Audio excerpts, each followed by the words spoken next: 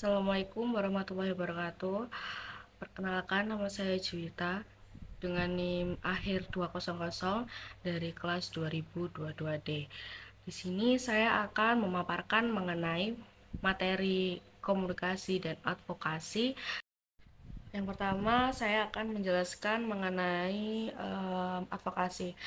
Advokasi merupakan suatu tindakan yang ditujukan untuk mengubah suatu kebijakan, kedudukan, atau program di suatu atau di setiap institusi. Kita perlu advokasi karena banyak di antara aktor-aktor kebijakan yang tidak mengerti mengenai latar belakang atau tidak memiliki latar belakang yang sesuai dengan permasalahan yang sedang dibahas. Sehingga kita tuh perlu untuk advokasi untuk mengetahui mengenai cara pandang tentang masalah, lalu pemahaman masalah, terus lalu mengenai proses politik, sehingga kita perlu untuk advokasi. Tujuan advokasi itu pertama, adanya kemauan atau kepedulian terhadap masalah. Lalu yang kedua, ketertarikan untuk mengatasi masalah. Yang ketiga, tindakan nyata atau memiliki solusi masalah. Lalu yang keempat, adanya pemahaman atau kesadaran terhadap masalah. Sehingga dari adanya komitmen dan dukungan dari lingkungan sekitar akan muncul suatu kebijakan baru yang dirumuskan untuk mengatasi masalah di masyarakat.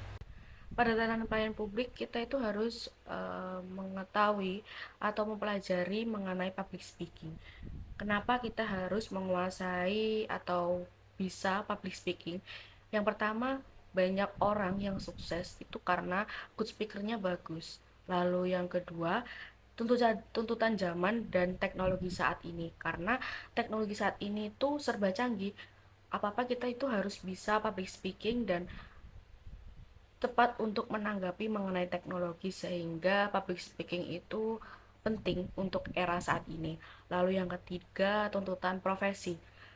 Mengapa profesi juga sebagai syarat untuk kita harus bisa public speaking? Karena sekarang profesi itu mementingkan seorang untuk bisa public speaking untuk kedepannya mengenai bagaimana kita rapat atau musyawarah sesama tim, sehingga kita harus bisa public speaking.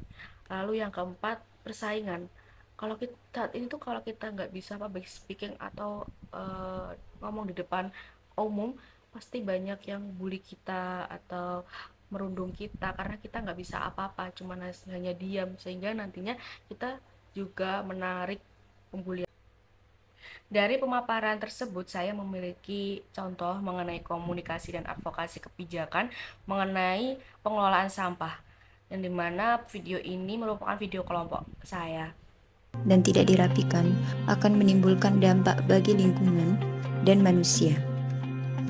Seperti tempat pembuangan sampah yang berada di Wonokromo, tepatnya di Jalan Jetis Kulon.